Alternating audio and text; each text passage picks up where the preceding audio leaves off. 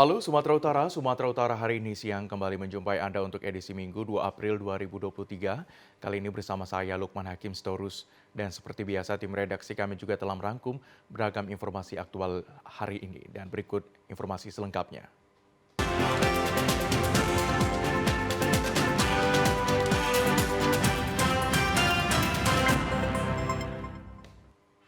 Direktorat Jenderal Pemasyarakatan Ditjenpas memberikan 150 unit tempat tidur matras kepada Lembaga Pemasyarakatan Lapas kelas 2 Rantau Prapat yang nantinya akan dibagikan kepada warga binaan pemasyarakatan WBP.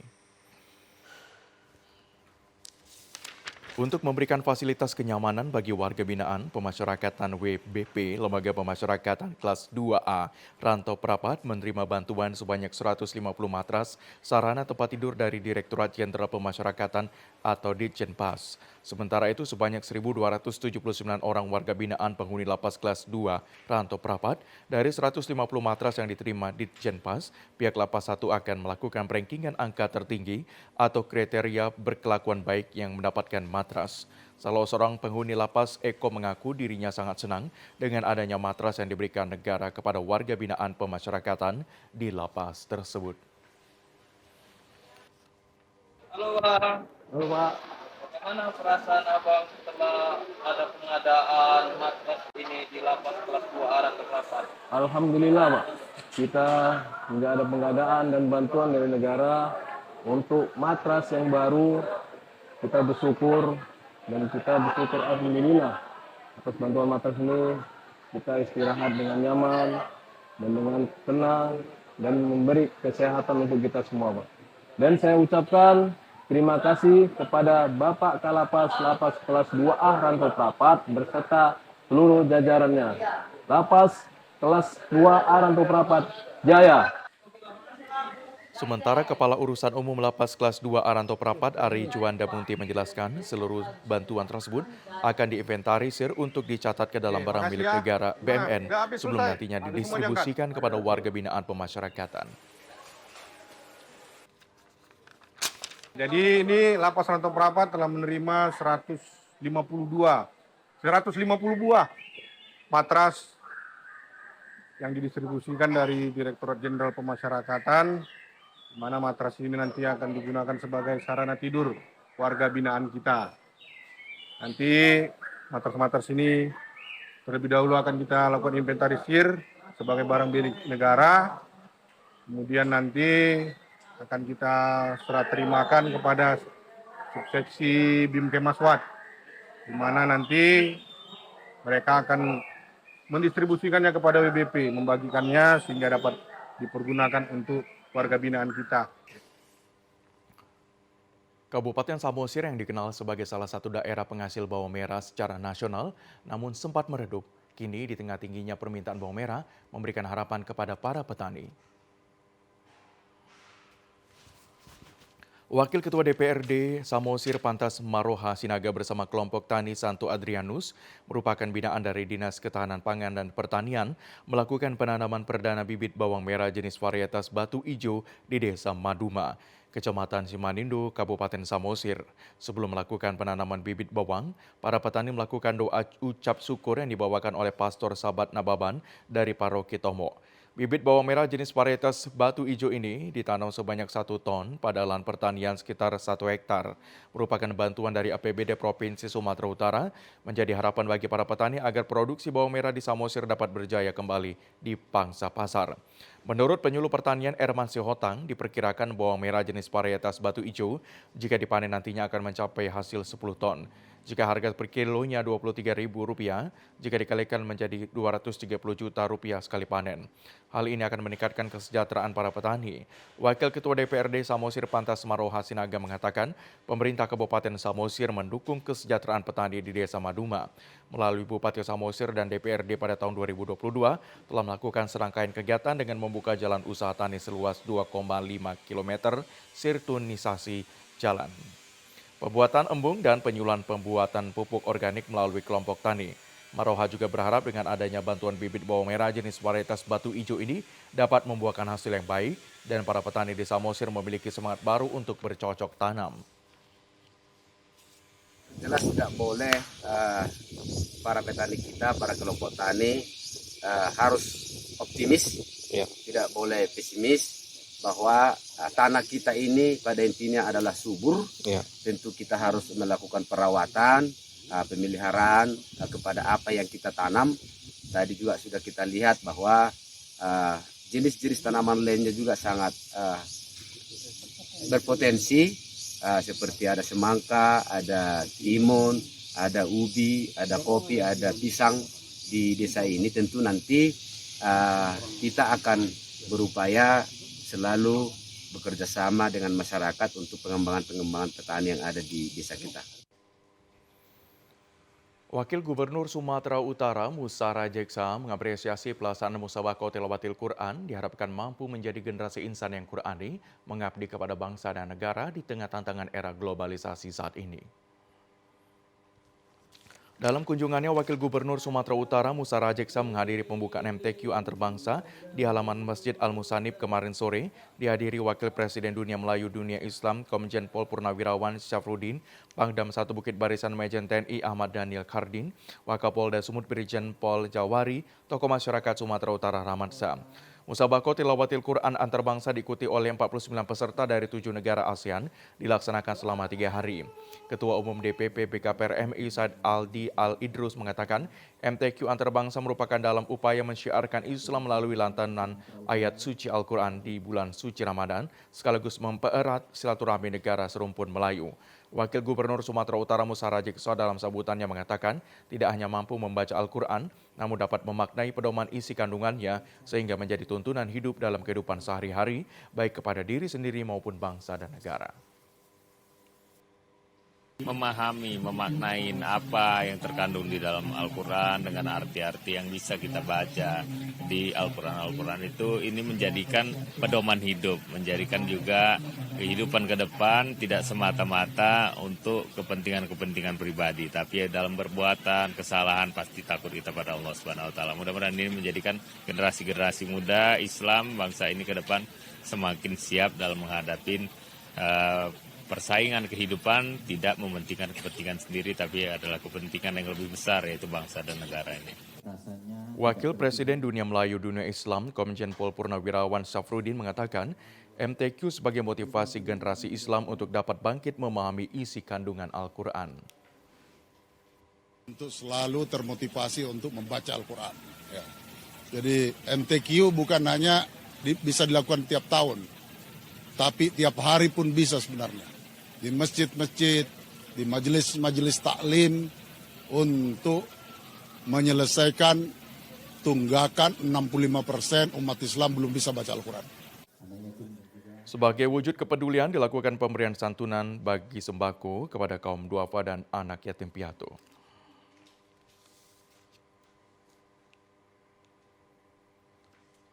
Perhatian pemerintah Provinsi Sumatera Utara terhadap anak autis cukup baik, terutama dengan melakukan penambahan sarana dan prasarana untuk memudahkan anak-anak autisme melakukan inovasi dan kreativitas.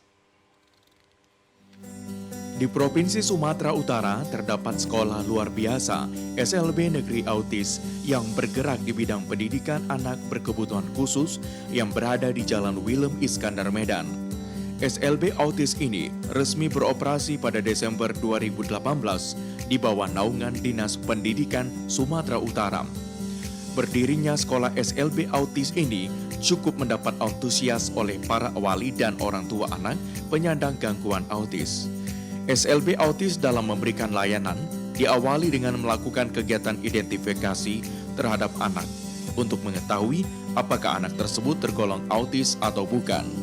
Apabila dari hasil identifikasi diketahui bahwa anak tergolong autis, maka dilanjutkan dengan kegiatan asesmen untuk mengetahui sejauh mana tingkat kemampuan yang sudah dimiliki oleh anak dalam mempersiapkan program yang akan diberikan kepadanya. Kepala Sekolah SLB Negeri Autis Sumatera Utara, Cawir Rufinus Purba mengatakan, pihaknya senantiasa memberikan layanan sebaik-baiknya dari hati dengan dedikasi yang tinggi untuk mewujudkan peserta didik berkebutuhan khusus yang berkarakter sesuai dengan kapasitasnya.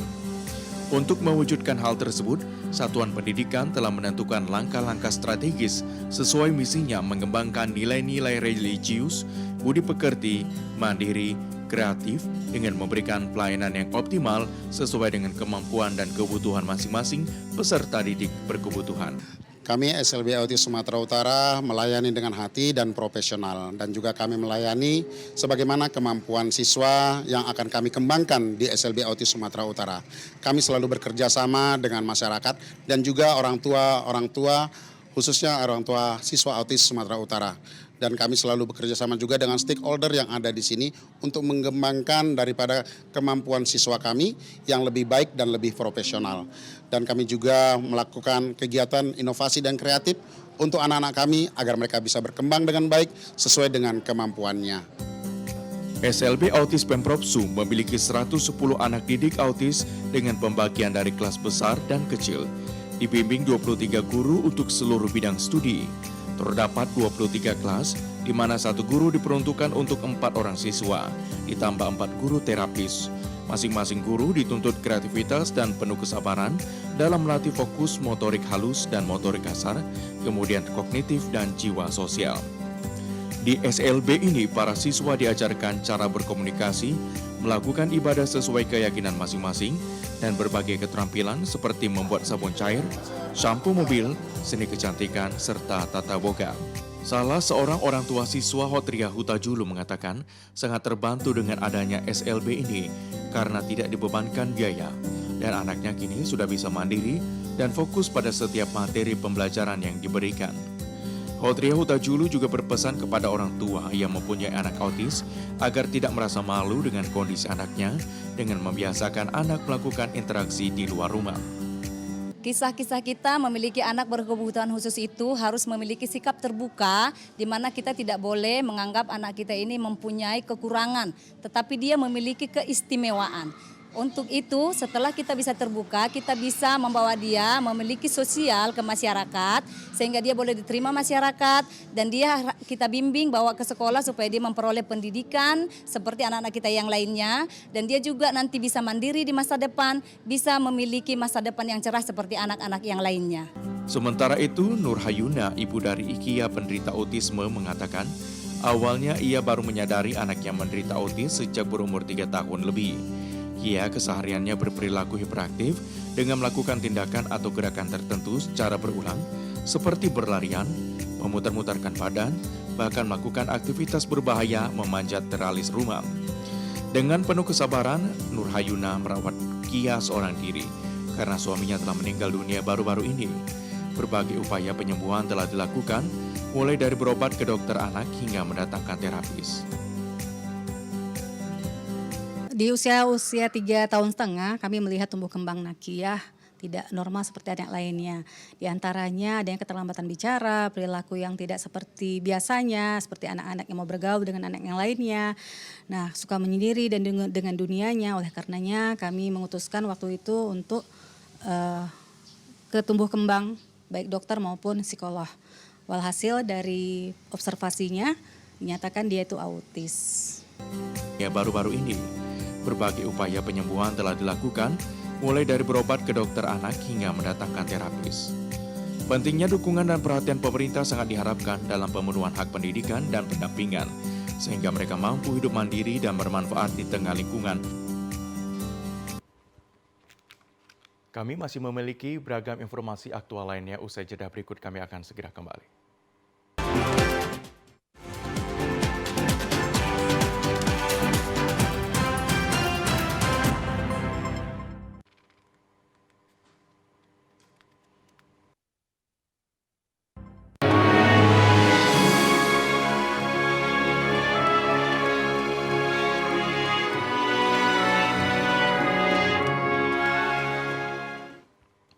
Informasi pertama di serba-serbi Ramadan hari ini, Saudara, safari subuh Arafah pada minggu kedua Ramadan 1444 Hijriah, Pangdam 1 Bukit Barisan mengunjungi Masjid Nurul Islam.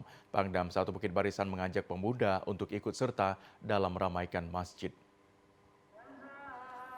Menyebarkan syiar Islam terus dilakukan Pangdam 1 Bukit Barisan bersama tim safari subuh Arafah pada minggu kedua Ramadan. Pangdam 1 Bukit Barisan bersafari subuh di Masjid Nurul Islam Jalan Karya Medan pagi tadi. Kegiatan safari subuh ini selain menjadi ajang silaturahmi antar jemaah, juga sebagai wujud membangun kepedulian antar pemuda dan masyarakat dalam meramaikan masjid. Seperti yang dianjurkan pada ajaran Islam, yakni dengan mensejahterakan masjid. Pengisi tausiah safari subuh Arafah Ustadz Muhammad Ansori menyampaikan untuk menghilangkan sifat kemunafikan dengan sholat subuh berjamaah, Pangdam 1 Bukit Barisan Mayor Jenderal TNI Ahmad Dhani Khardin mengatakan Badan Kemakmuran Masjid harus dapat menciptakan masjid sebagai tempat yang nyaman dan mampu menyelesaikan masalah di lingkungan sekitar. Safari subuh Arafah yang terus berjalan dari masjid ke masjid ditargetkan mampu menciptakan rasa aman dan nyaman pada lingkungan masjid.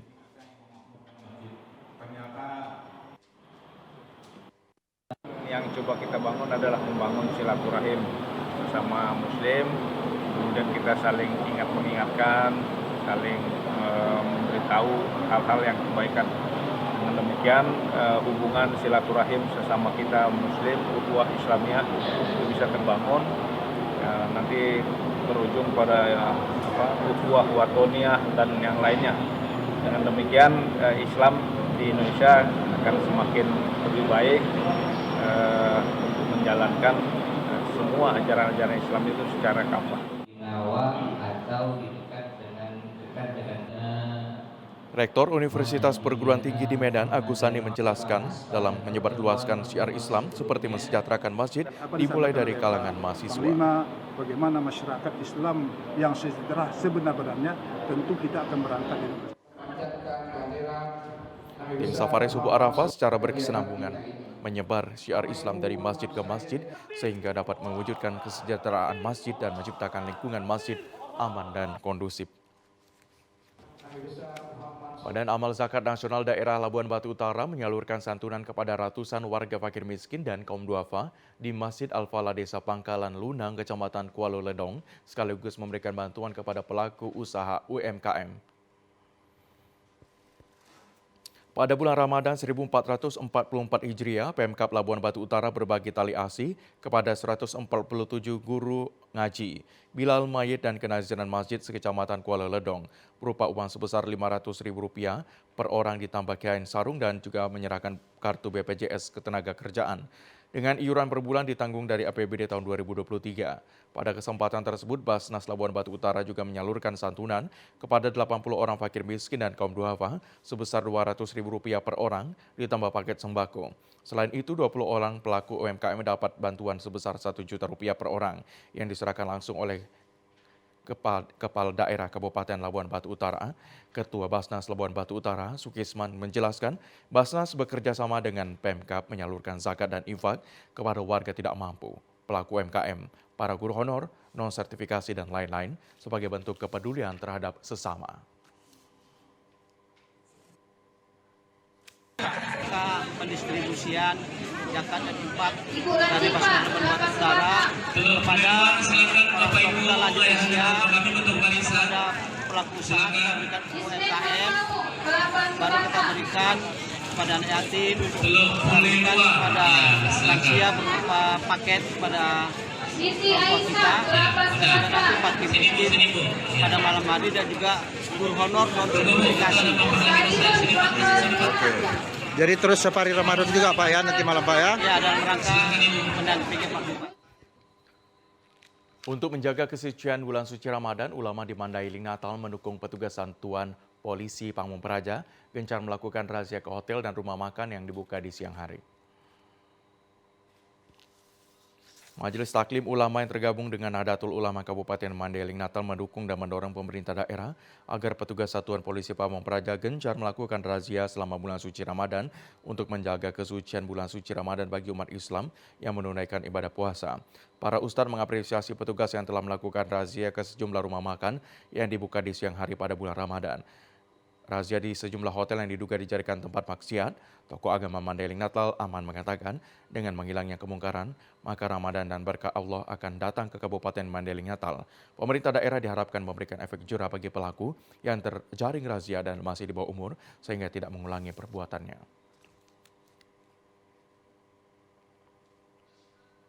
Ulama-ulama selama Mandailing Natal, termasuk yang kita para ustadz tadi menghati mengapresiasi Bapak Bupati Madani Natal beserta jajarannya dalam hal ini Bapak Satpol PP bersangkutannya yang telah ikut memberikan rahmat bulan Ramadan kepada Mandiri Natal ini, sehingga ke depan supaya tingkat kemaksiatan, tingkat kemungkaran itu menghilang. Dengan adanya kemungkaran itu menghilang, maka rahmat dan berkah Allah akan turun Mandiri Natal ini. Dan itu doa kita bersama. Kita kepada Bapak Bupati khususnya itu supaya Raja Rutin terus dilanjutkan supaya untuk menyelamatkan generasi kita. Bulan suci Ramadan 1444 Hijriah, berbagai kalangan masyarakat membagikan takjil untuk berbuka puasa. Ratusan takjil dibagikan kepada warga Sunggal. Ratusan bungkus takjil dibagikan kepada ratusan warga Sunggal di Jalan Balai Desa, Medan Sunggal kemarin. Pembagian takjil dari para donatur yang dititipkan kepada para pemuda dan relawan untuk mengisi waktu berbuat kebaikan di bulan suci Ramadan. Pembagian takjil menjelang waktu berbuka puasa mendapat respon baik dari masyarakat setempat. Warga Sunggal dan pengendara yang melintas saat pulang kerja terlihat antri untuk mendapatkan takjil secara gratis. Kegiatan sosial saling berbagi ini rutin dilakukan oleh berbagai kelompok. Kegiatan ini diharapkan dapat membantu warga yang melintas dan kurang mampu. Selain itu dapat menciptakan lingkungan aman, kondusif di bulan suci Ramadan. Salah seorang warga di Pai Lubis mengatakan, kegiatan sosial saling berbagi ini dapat terus dilakukan untuk membantu masyarakat. Dengan adanya kegiatan sosial ini sangat membantu masyarakat di Sunggal sini.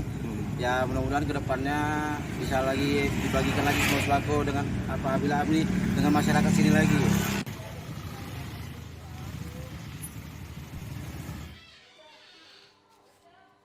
Salah satu relawan dari kelompok Sadar Kamtipmas Erik mengatakan kegiatan berbagi takjil merupakan titipan dari para donatur untuk warga yang sedang menjalankan ibadah puasa saat melintas di jalan.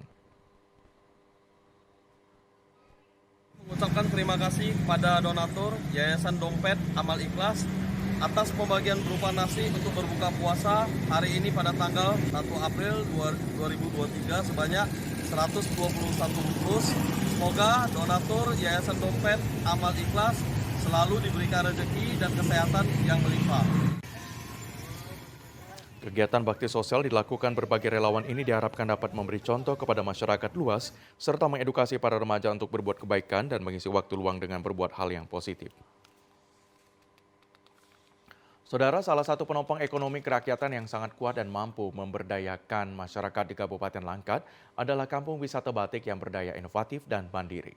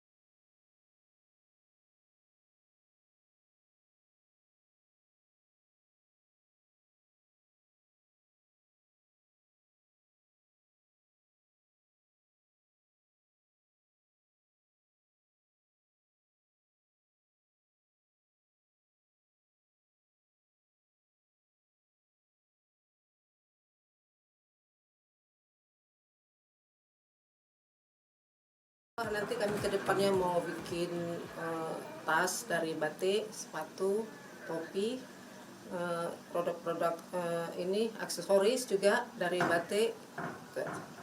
Harapan kami supaya batik Kampung Batik Berandan ini bisa lebih terkenal lagi, bisa menjadi produk-produk kami bisa menjadi salah satu unggulan tanda mata yang ada di Kabupaten Langkat, terus di Sumatera Utara.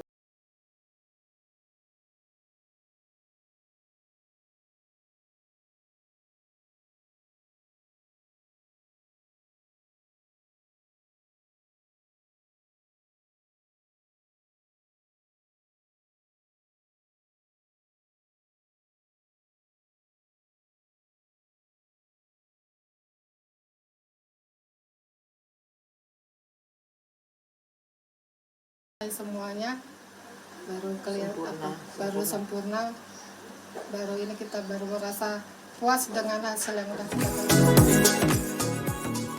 Untuk meningkatkan keahlian dari para pengrajin, berbagai pelatihan yang diselenggarakan di Kranasda dan Dinas Koperasi dan UMKM terus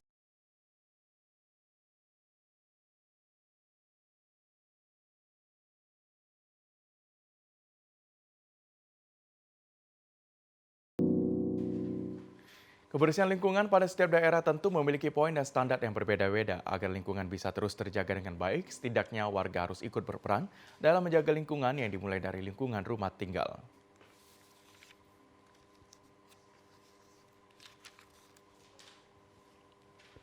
Penghijauan merupakan salah satu cara menjaga lingkungan agar lingkungan menjadi asri dan sehat tanpa adanya pencemaran. Kehadiran tanaman hijau akan memberikan perlindungan. Sebagai upaya menjaga lingkungan hidup agar tetap asri, warga yang berada di lingkungan kawasan Tegal Sari, Kecamatan Medan Area, bersama Kepala Lingkungan dan Lurahnya, bersinergi menjadikan kawasan ini menjadi kawasan yang ramah akan lingkungan dan syarat akan keindahan dengan cara memperindah kawasan lingkungan tempat mereka bermukim dengan penghijauan. Salah satunya dengan budidaya hidroponik serta tanaman-tanaman apotik hidup atau tanaman obat keluarga lainnya.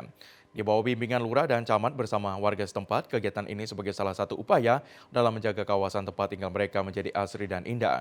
Kepala Lingkungan 3 Tegal Sari, Kecamatan Medan Area, Abdul Qadir mengatakan, selain menjaga keindahan lingkungan dengan tanaman hidroponik dan apotik hidup, upaya memperindah lingkungan salah satunya dengan membuat ganggang swafoto bersama warga setempat. Pihak yang menyulap tembok dengan seni lukis mural. Lukisan mural membuat tembok yang awalnya terlihat polos kini berubah penuh dengan cat warna-warni.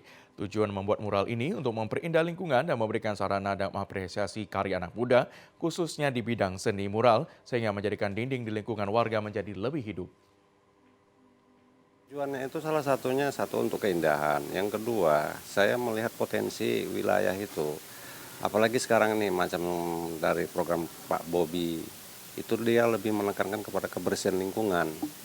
Makanya inisiatif saya gimana supaya lingkungan itu bersih, nampak indah, itulah kita cat, kita berikan warna-warni dan kita bentuk dalam gambar-gambar supaya indah pemandangan itu tadi.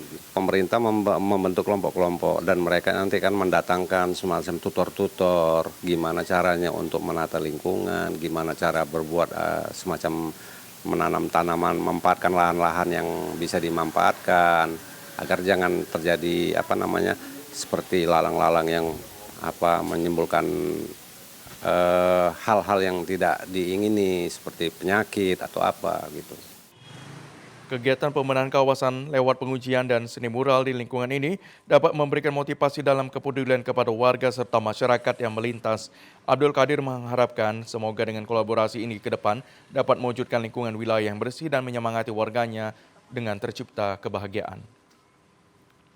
Akhiri jumpa kita di Sumatera Utara hari ini siang, mewakili kerabat kerja yang bertugas, saya Lukman Hakim Sitorus mengucapkan terima kasih atas perhatian dan kebersamaan Anda. Selamat menunaikan ibadah puasa. Sampai jumpa.